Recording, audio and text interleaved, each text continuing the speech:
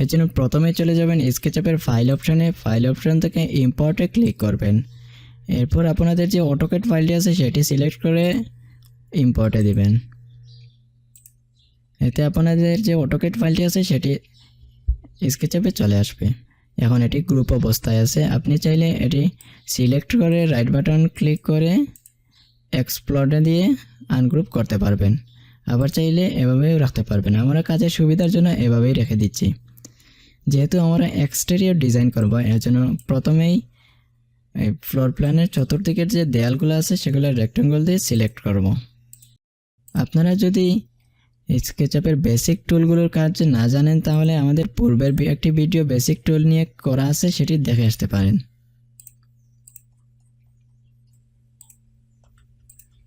এখন ভিতরের অংশ সিলেক্ট করে কন্ট্রোল এক্স দিয়ে এটা কেটে দিব।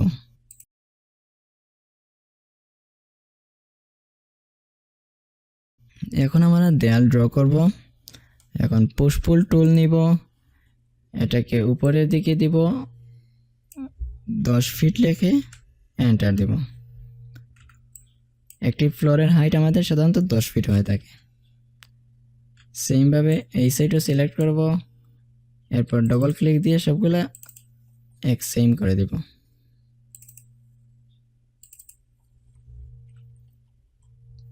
এখন এক্সট্রা লাইনগুলো কেটে দিব।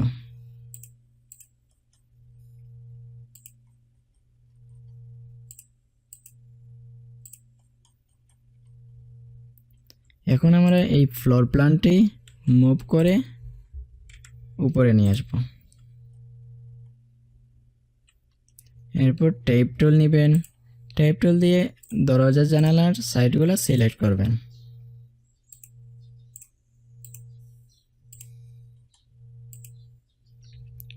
এটা উপরে হাইট দিবেন 7 ফিট, নিচে দিবেন 2 ফিট,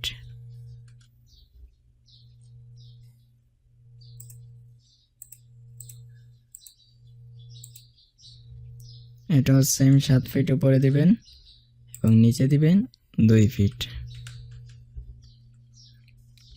এখন আমরা রেক্টেঙ্গল কমান্ড নিব। রেক্টেঙ্গল কমান্ড নিয়ে দরজা জানালার অংশগুলো সিলেক্ট করব। এরপর নিব পুশ পুল নিয়ে এটা পিছন দিকে দিলে দরজা জানালার অংশগুলো কাটা হয়ে যাবে।